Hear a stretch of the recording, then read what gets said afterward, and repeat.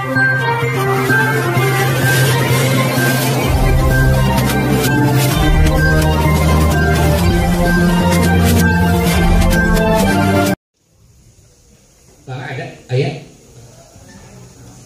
Bapak Ibu?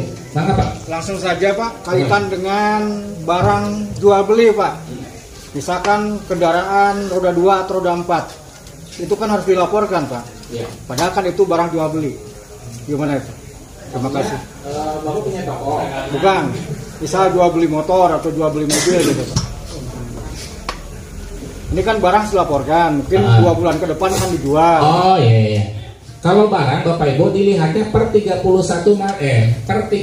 Desember 2024 Pak. Yang jegriknya ada per 31 Desember 2024. Gitu ya. Nah, kalau pendapatan itu mah kan setahun. Tapi kalau barang jegriknya Bapak Ibu, jegriknya tenawan. Ada jugruknya, ada jugruknya. Itu per 31 Desember, dilihatnya per 31 Desember. Misalkan gini, 30 masih ada ya, 30 masih ada motor. Kemudian kalaunya dijual, pas 31 kan nggak ada, tapi nggak usah dilaporin Pak. Hasil apa? Hasil uangnya aja, pendapatannya aja. Ya. Ya. Jadi jugruknya mah itu per 31 Desember. Itu ya, itu Pak. Bapak dibayar Pak, kosong Pak? Iya Pak. Oh iya. Ada lagi Bapak Ibu? Mana Pak? Ini Pak, tadi kan disampaikan bahwa yang dilaporkan itu harta kekayaan yang menjadi tanggungan kita. Misalkan harta istri dan suami, istri dan Anak. Ya. Apakah utang istri? Iya. Utang juga Pak? Betul. Jangan kasih. Ya. Semuanya ya. Makanya ini Bapak Ibu, Bapak Ibu yang lagi perang dingin dengan istri suaminya hati-hati. Makanya ini teh lapor LHKPN itu bagian rekonsiliasi, perdamaian dengan pasangannya masing-masing gitu ya. Supaya disampaikan. Ada yang istrinya suaminya sedang ini belanja online. Ini Pak yang 2 istrinya punya utang. Ya. Termasuk ketika suami dan istrinya punya piutang, itu juga sama ya dia lapor. Gitu ya. Ada lagi Pak Ibu? Ada lagi? Ada yang anaknya sudah punya penghasilan tapi masih tanggungan, ada? Ada. Nah itu dilaporkan. Kan sekarang mah ada anak yang YouTuber ya? Iya. Sudah punya penghasilan lebih besar dari orang tuanya. Nah itu dilaporkan. Gitu ya. Bismillahirrahmanirrahim. Atas izin Pak Inspektur, saya tim sosialisasi Pak dan Bintek LHKPN untuk seluruh kepala desa. Dalam hal ini kepala desa di wilayah kecamatan yang ada di Jatinunggal, Dharmaraja, Situraja, Citu, kemudian Cibugal, Wado. Hari ini melaksanakan Bintek untuk LHKPN karena tahun depan itu seluruh kepala desa dan juga lurah menjadi wajib LHKPN, laporan harta kekayaan penyelenggaraan negara, sesuai dengan rekomendasi dari Komisi Pemberantasan Korupsi. Kemudian selain LHKPN juga ada program Desa Anti Korupsi, di mana setiap desa itu harus menyelenggarakan pemerintahan yang bebas dari korupsi, kolusi dan nepotisme. Sehingga KPK mengeluarkan panduan indikator desa yang dinilai anti korupsi. Itu ada 5 area, masing-masing area ada indikator yang harus dipenuhi. Nah, tahun depan Inspektorat akan melakukan pendampingan bersama dengan Dinas PMD, kemudian Kecamatan dan juga Dinas Kominfo serta OPD lain terkait tata kelola desa. Kita piloting baru 2 desa masing-masing kecamatan. Semoga dengan piloting ini akan terbangun desa-desa anti korupsi yang ujung-ujungnya adalah tercapainya target kinerja pembangunan desa. Khususnya yang pertama adalah penurunan prevalensi stunting, kemudian penurunan dan pemberantasan kemiskinan ekstrim, kemudian peningkatan pelayanan prima kepada masyarakat. Nah, mudah-mudahan dengan desa anti korupsi bisa membantu kinerja Pemda khususnya dalam membangun desa-desa yang mandiri, yang bersih, yang melayani dan akuntabel. Mungkin itu yang dapat disampaikan. Terima kasih. Assalamualaikum warahmatullahi wabarakatuh. Sehingga yang memverifikasi hanya KPK, bukan inspektorat, gitu ya. Setelah verifikasi, Bapak Ibu tunggu paling semingguan, nanti muncul 2 status. Yang pertama perlu perbaikan, yang kedua terverifikasi. Kalau statusnya perlu perbaikan, maka nanti diklik Pak, apa yang masih kurang. Biasanya adalah surat kuasa belum sampai biasanya, gitu ya. Atau ada kesalahan dalam pengisian, gitu ya. Jadi KPK tuh ningali itu wajar tuh gitu. Ketika tidak wajar maka dia akan buat status perlu perbaikan. Kemudian kalau sudah terverifikasi lengkap, maka Bapak Ibu kantun ngatosan terus beres ya teman. Kantun ngatosan LHKPN Bapak Ibu diumumkan oleh KPK. Bisa diakses oleh siapa saja. Gitu ya. Udah beres Bapak Ibu sekalian. Nah, batasan pelaporan Bapak Ibu 1 Januari sampai dengan 31 Maret 2025. Sekarang mau Bapak Ibu tetacan jasa laporan dacan. Mulai laporan adalah 1 Januari. Berakhir 31 Maret. Lewat 31 Maret masih laporan tapi statusnya tidak patuh. Tidak patuh, gitu ya. Atau Bapak Ibu sudah selesai, kemudian muncul perbaikan. Itu batasnya Desember 2025. Jadi yang penting Bapak Ibu sekarang laporan aja dulu. Perkara perbaikan itu mah masih ada waktu panjang, gitu ya. Yang penting Bapak Ibu selesai laporan sebelum 31 Maret. Perkara perbaikan masih panjang sampai bulan Desember. Ketika lewat Desember 2025, kemudian sama KPK, ketika Bapak Ibu tidak perbaikan ya, maka akan dikembalikan ke draft statusnya. Artinya apa? Tidak lapor. Kalau tidak lapor ada sanksi. Gitu ya Bapak Ibu ya. Jadi kalau tidak patuh mah itu tidak ada sanksi, cuma mungkin kelalaian. Tapi kalau tidak lapor ada sanksi dari KPK. Saya nggak tahu sanksinya apa. Gitu ya. Hati-hati saja ya. Ini karena yang memantau adalah KPK bukan inspektorat. Itu Bapak Ibu ya. Dan makanya sok Bapak Ibu kalau ada yang belum paham, belum ngerti, silakan tanyakan ke kami. Kami akan bantu Bapak Ibu supaya bisa laporan LHKPN. Itu ya Bapak Ibu ya. Nah, makanya nanti pas Januari mah Bapak Ibu boleh membawa 1 orang pendamping. Gitu ya. LHKPN itu Bapak Ibu hati-hati dengan pendamping karena isinya data rahasia Bapak Ibu semua. Makanya pendampingnya harus yang dipercaya oleh Bapak Ibu, yang dipercaya ya. Kemudian Bapak Ibu hati-hati dengan calo. Jika ada pihak-pihak yang menawarkan dibantu saya, nggak boleh. Ketahuan akan ada sanksi. Hati-hati ya, tidak boleh menerima tawaran calo untuk pengisian, nggak boleh. Makanya kalau tidak tahu tanya ke kami ke inspektorat, kita akan beri penjelasan gratis. Karena kalau bayar berarti itu pungli. Gratifikasi nggak boleh, ngasih nggak boleh. Ini atur umum atas 5 nggak boleh, itu gratifikasi. Karena itu sudah tugas kami inspektorat membantu Bapak Ibu semua. Gitu ya. Jadi jangan terbuai kaolok ku calo, hati-hati. Jika bager gitu ya, padahal dia mengharapkan sesuatu dari Bapak Ibu semua. Ini mudah Bapak Ibu, nggak sulit, mudah. Makanya kalau sekarang masih abu-abu burem, tenang we. Nanti ada bulan Januari. Kami undang ke inspektorat dengan pendamping gitu ya. Jadi kalau Bapak Ibu tidak lihe laptop, biar pendamping nanti yang lihe laptopnya. Tapi Bapak Ibu mah ngajak di lepak. Kan dia mah nggak tahu ya, harusnya samiliar ditulis 1 triliun, kan bahaya Bapak Ibu sekalian. Mau kena bukan yang isinya tapi siapa? Bapak Ibu. Gitu ya Bapak Ibu ya. Lanjut. Nah ini Bapak Ibu ya, cek status kelengkapan surat kuasa. Ini bentuk surat kuasanya Bapak Ibu. Nah ini Bapak Ibu ya, ini nggak usah di print, nggak usah diketik. Ini tinggal di download, nanti di print langsung. Bentuknya seperti ini. Gitu ya. Jadi punya Bapak Ibu 1, punya istri atau suami 1, punya anak tahunan yang sudah usianya di atas 17 tahun. Di bawah kan nggak akan keluar, tidak akan keluar printan ini. Oke. Lanjut. Ini berarti pakai password yang lama. Bisa masuk ke aplikasinya. Ya udah clear. Bu Wisma di checklist yang itu. Ada materi sedikit ya, desa anti korupsi. Desa Anti Korupsi itu Bapak Ibu program yang di launching oleh Komisi Pemberantasan Korupsi ya, di mana diharapkan semua desa itu kategorinya masuk desa anti korupsi.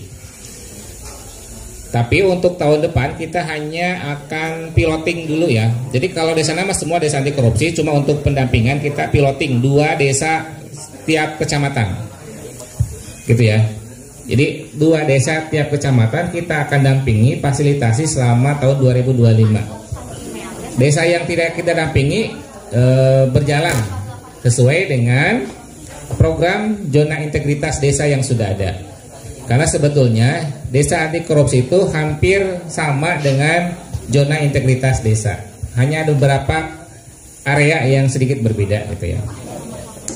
Nah, Bapak sekalian, desa anti korupsi dilaunching oleh KPK dengan dasar latar belakang karena semenjak desa mendapatkan pendanaan itu hampir setiap tahun ada aparat desa atau kepala desa yang terjerat korupsi, baik oleh kepolisian, kejaksaan maupun oleh KPK itu sendiri.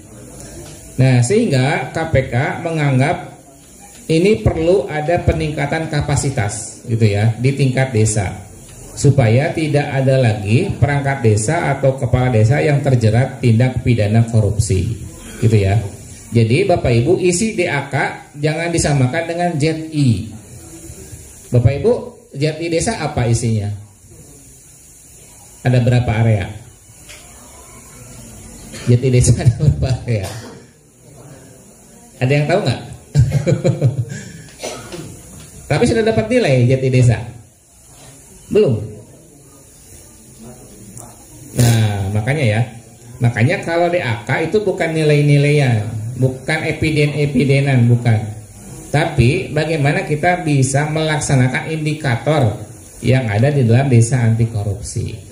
Tujuannya membantu Bapak Ibu untuk melaksanakan tata kelola pemerintahan desa, baik sumber daya manusia, aset maupun keuangan. Gitu ya. Sehingga nanti Bapak Ibu yang berperan dalam desa anti korupsi tidak hanya kepala desa, tidak hanya aparatur desa, tapi seluruh objek atau subjek yang ada di desa, BPD, masyarakat, alim ulama, tokoh budaya, anak-anak, perempuan, semuanya terlibat aktif dalam pembangunan desa, gitu ya.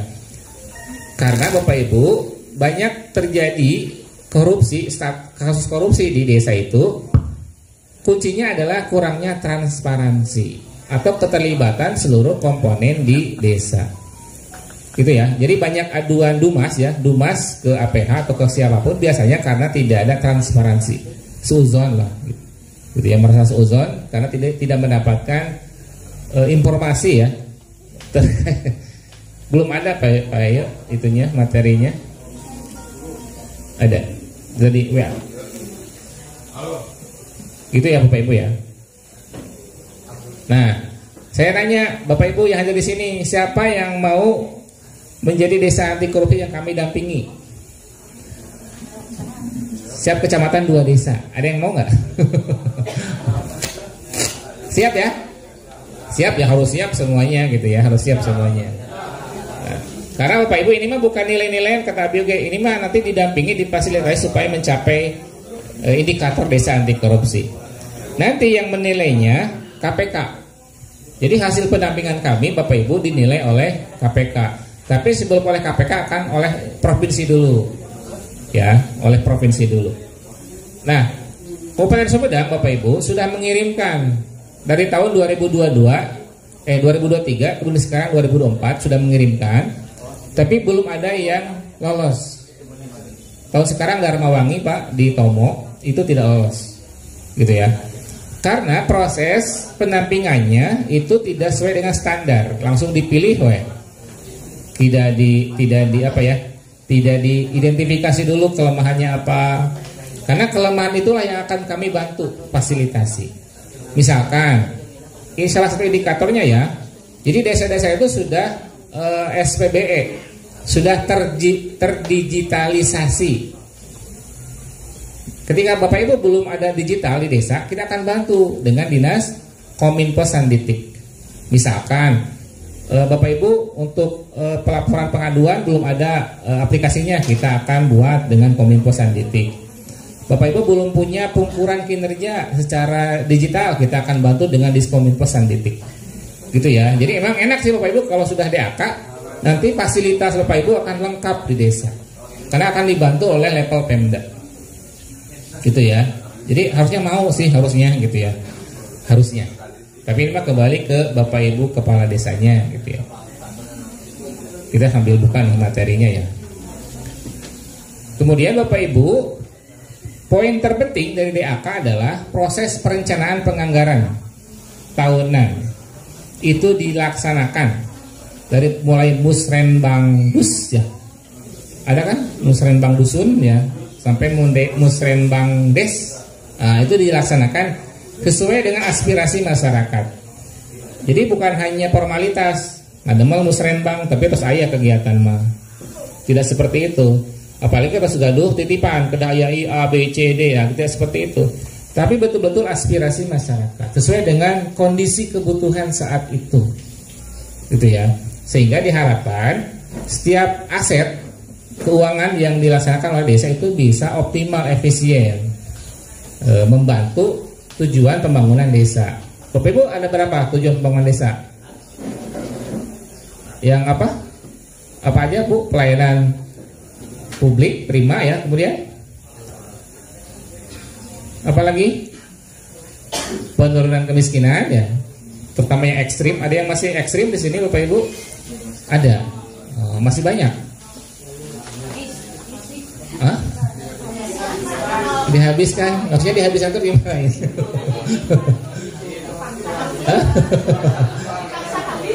Diungsikan?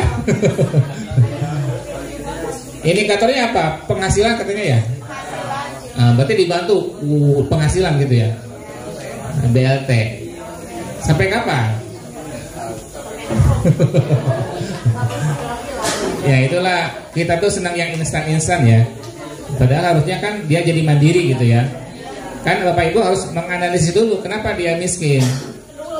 Nah, berarti kalau kadul diapain?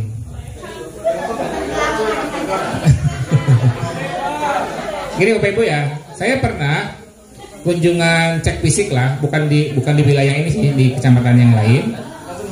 Saya cek ke satu keluarga, itu keluarga muda ya, punya anak kembar perempuan masih 3 tahun, bayangin. Pas saya cek jam 9 pagi itu lagi tiduran, semuanya tiduran. Sekeliling rumahnya penuh dengan burung, ngingu resep manuk beneran. Kemudian di halamannya luas, gitu ya. Tapi tidak di situ nggak ada sampel, nggak ada cau gitu, nggak ada. Jadi kedul memang alim pepelakan gitu. Nah di Taros, kenapa tidur? Nggak ada yang nyuruh kerja. Jadi dia kerja tuh nyuruh, kalau nyuruh macul gitu, nyuruh apa gitu ya. Kalau nggak mah diam aja.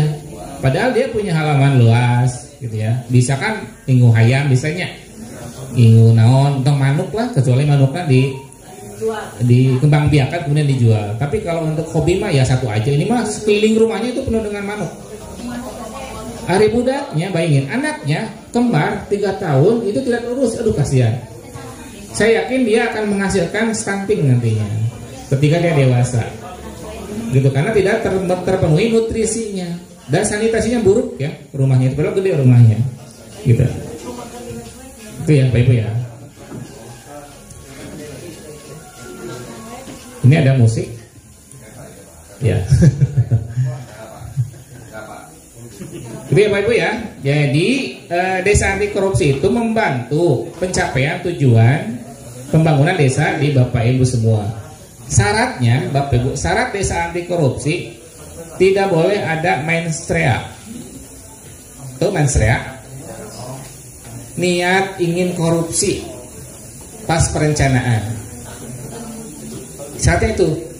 Karena kalau ketika Bapak Ibu nyusun perencanaan, penganggaran, sudah ada niat korupsi, maka tidak akan leres, tidak akan. Itu ya, makanya syaratnya tidak boleh ada niat mensrea untuk melaksanakan korupsi di awal perencanaan. Itu ya Bu ya. Ini contoh-contoh Bapak Ibu ya, contoh-contoh korupsi banyak. Kemudian pengaduan. Nah ini banyak kasus itu karena pengaduan, ya.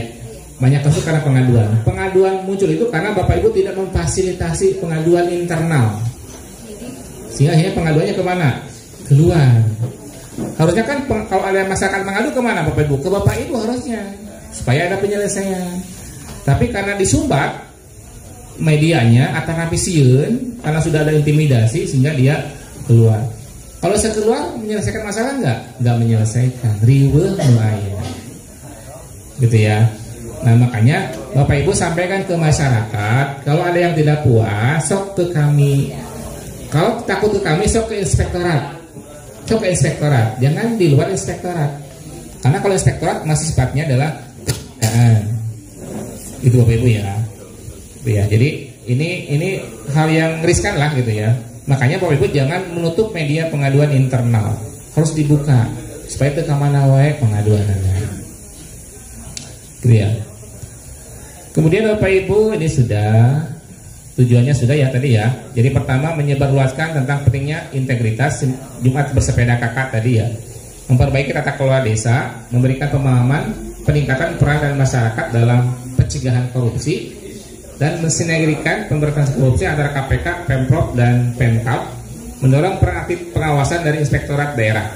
Nah, itu Abdi pan sok ngintun survei ya, kepuasan ya. Ada yang pernah ngisi inspektorat tiap semester? Tapi isi nanti bagus wae, betul, itu bagus. Nggak ada yang ngasih gratifikasi gitu, nggak ada. Nggak ada yang mengintimidasi dari kaminya. Meras, pungli, minta difasilitasi makan di tempat yang enak, ada? Pulangnya minta oleh-oleh, ada? Nah, berarti alhamdulillah gitu kalau gitu ya. Maksudnya gini, ketika kita ngasih survei, Bapak silakan isi sesungguhnya, jangan takut. Kenapa?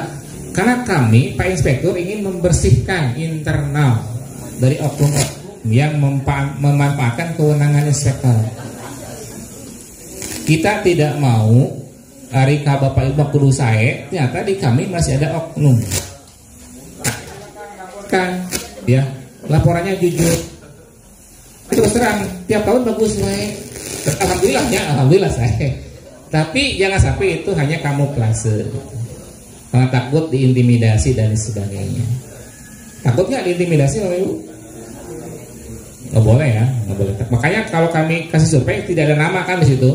Sengaja kami tidak cantumkan nama, sebab Bapak Ibu tidak takut untuk menyampaikan kebenaran.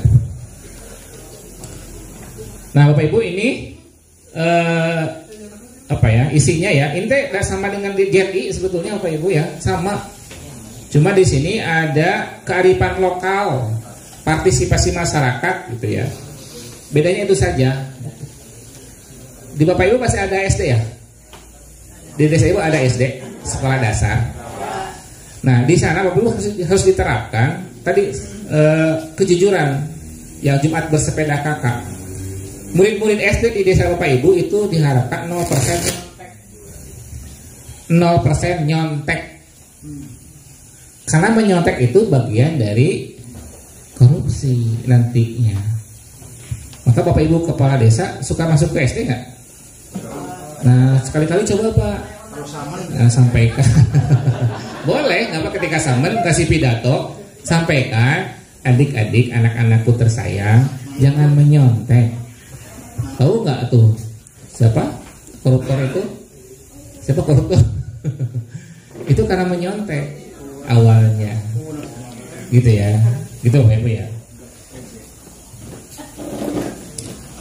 Ini Bapak Ibu ya, jadi ada 5 komponen, sama di JP ada 5 area.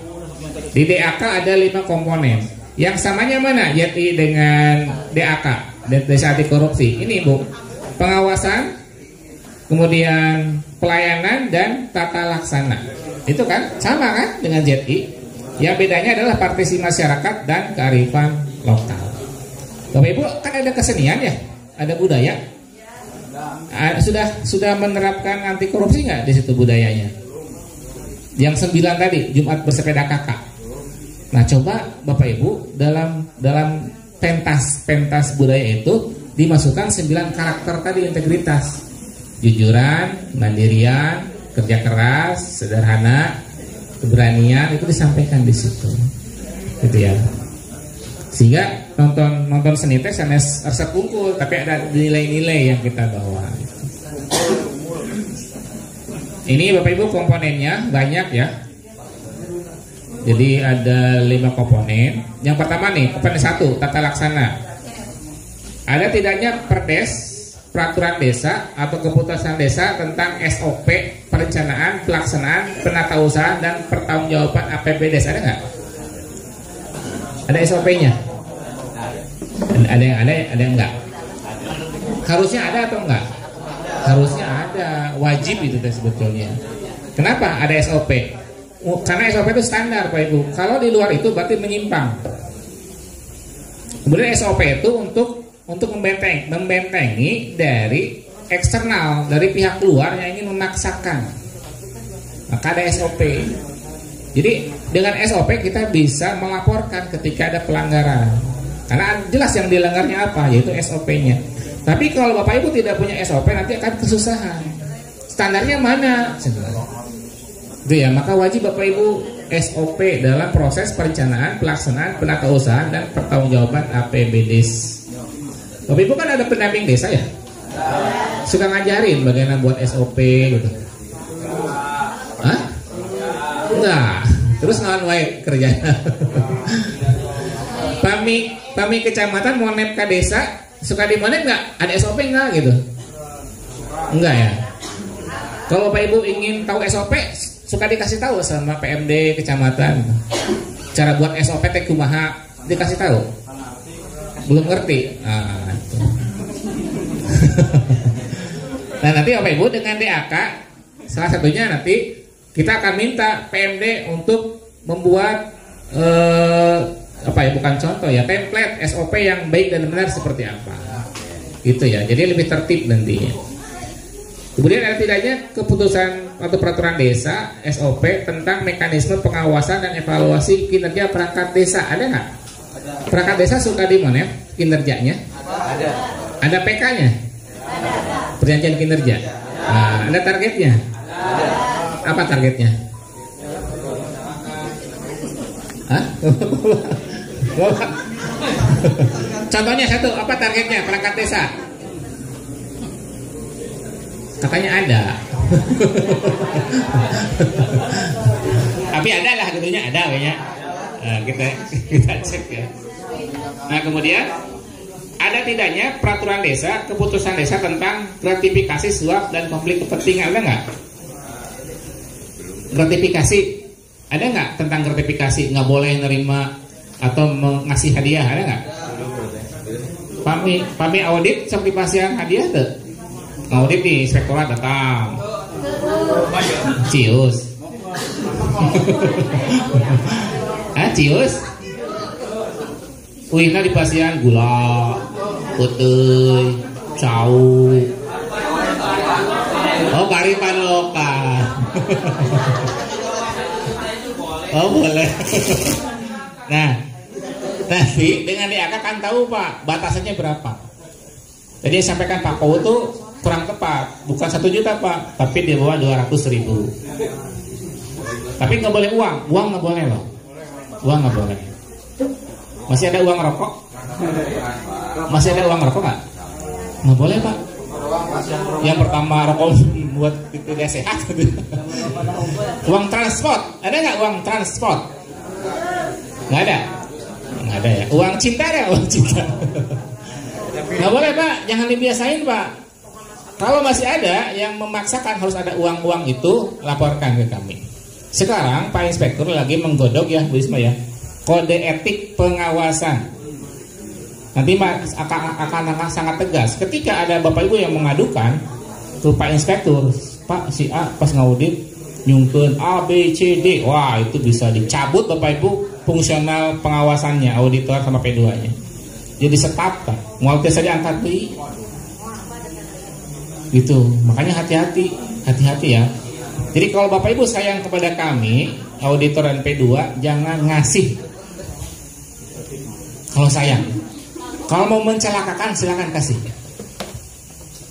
Gitu ya. Tapi mencelakakan kami Bapak Ibu. Ngasihnya di luar kewajaran. Kalau batas wajar mah apa? Apakah tadi bentuk kearifan lokal? Wajar itu apa? Yang tidak menyusahkan Bapak Ibu, yang tidak motong anggaran itu menyusahkan. Tapi kalau ada anggarannya, perencanaannya itu nggak apa-apa. Contohnya apa yang menyusahkan? Misalkan minta makan di restoran yang mahal.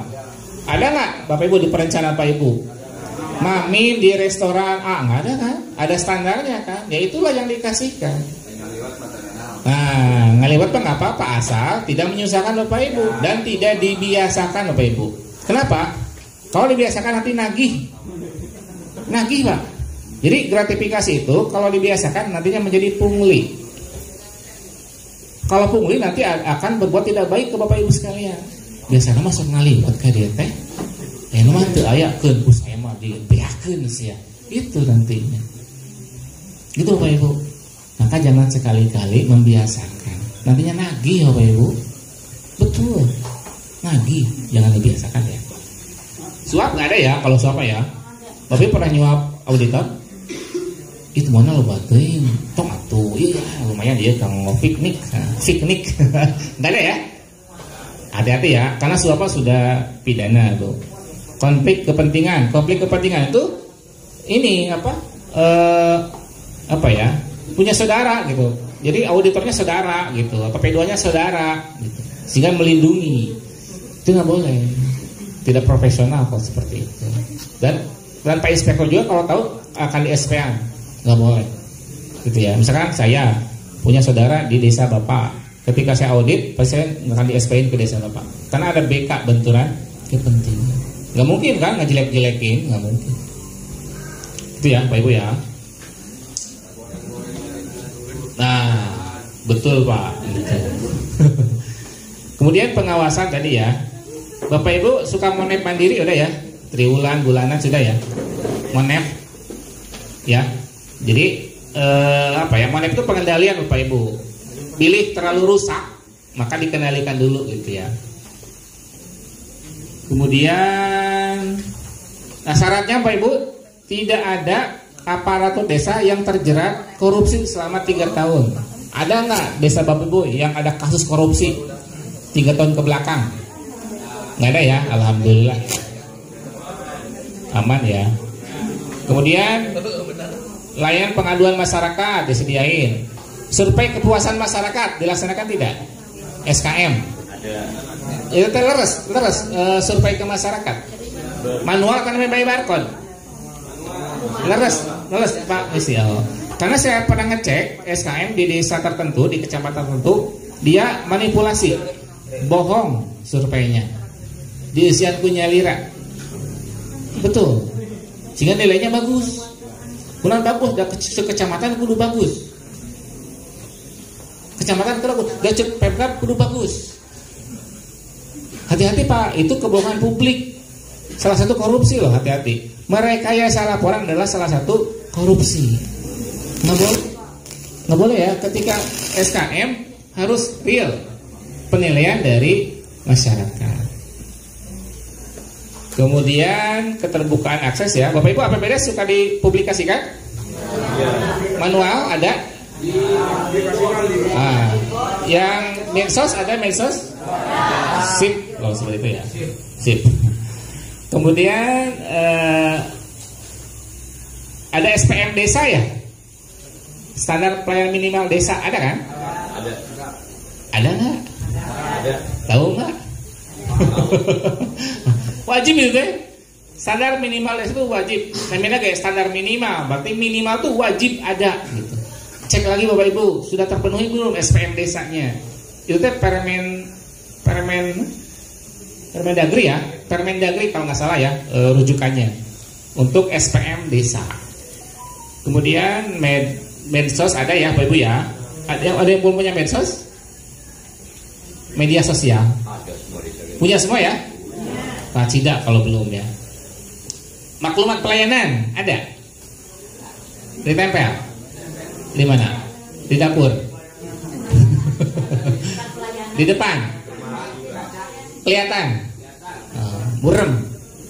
Ya, kade burem. Kemudian partisipasi masyarakat ya. Dalam penyusunan RKPD semuanya melibatkan masyarakat. Walaupun tidak semua tapi mewakili, ada yang keterwakilan ya dari masyarakat. Kemudian kesadaran masyarakat dalam mencegah praktik gratifikasi suap dan konflik kepentingan. Bagi masyarakat ada yang suka ngasih ke Bapak Ibu nggak gratifikasi? Badai ngurus naon? Oh boro-boro ya. Boro-boronya ya. Ya. Kemudian terakhir kearifan lokal, ada budaya lokal, hukum adat yang mendorong upaya pencegahan tindak pidana korupsi. Kemudian tokoh agama, tokoh masyarakat yang mendorong pencegahan tindak pidana korupsi. Pami Jumatan Bapak Ibu, Jumatan sok aya materi tentang anti korupsi tuh. Sekali-kali mah wartosan ka Pak Ustadna. Ustad ingat ini mah cobi kasih materi tentang gratifikasi gitu ya, atau lagi tentang sifat jujur, tolong menolong, nah gitu. Kira-kira Bapak Ibu ya, BPS sudah mengeluarkan IPAK, tahu IPAK? Kami di Congyang mah OPAK, BPS mah IPAK, Indeks Perilaku Anti Korupsi. Semakin IPAK turun, semakin masyarakat permisif terkait korupsi. Oh permisif teh cuek atau sudah terbiasa membenarkan. Contoh ya, damun ngurus perizinan teu make artos mah lila. Nah, itu teh permisif. Dah tos jamana aya nama mun naon teh kudu ngange artos. Nah, itu teh permisif. Jadi semakin kesini Bapak Ibu masyarakat semakin permisif. Datos biasa Pak abdi mah pami aya di kecamatan teh di inspektorat teh masihan. Nah itu permisif. Jadi membenarkan sesuatu yang dilarang oleh aturan. Karena apa? Karena di mana-mana ge sami cenah Pak sok Bapak taros ka desa A, ka desa B sami sadayana ge. Itu permisif. Jadi tidak ada lagi perasaan itu teh salah dan harus hindari, nggak ada. Datos zamana aya nama. Terus biasa di mana-mana ge sami. Nah, seperti itu Bapak Ibu. Lama kelamaan kebayang nggak Bapak Ibu? Nggak ada aturan. Menyeramkan Bapak Ibu sekalian. Jadi kalau kita kata Pak Presiden Indonesia Emas 2045, tapi kondisi masyarakatnya ternyata permisif. Karena mungkin permisif itu karena satu kecewa. Pelaku korupsi Bapak Ibu sok tingali. Bedanya pelaku korupsi dengan pencuri hayam kumaha? Pencuri hayam maut digebukan katanya, babak belur. Koruptor keur dandanana rapi ya. Kemudian fasilitasnya wah gitu nya. Kemudian hukumannya di korting gitu ya. Sehingga seolah nggak ada jerak gitu dengan korupsi.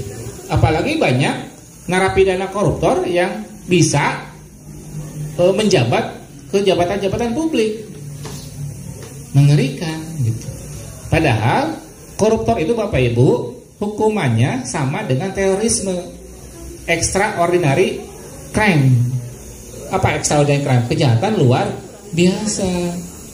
Tapi sekarang mah nggak ada gitu teh gitu. Justru nu maling-maling nu karacil anu babak belur, nu maling-maling gede mah. Nah, sehingga masyarakatnya terpercaya. Naon omdo cenah kitu nya. Si Pak Ato mah omdo. Da kening kenyataan mah. Tadi kumaha eta nu napi gratifikasi ge ageng gitu. Itu Bapak Ibu, jadi tidak ada kepercayaan lagi. Bahaya nggak kalau nggak ada kepercayaan masyarakat? Bahaya, hancur negara. Ketika datang Belanda ngajajah deui, antep we. Belanda. Gitu ya. Gitu ya.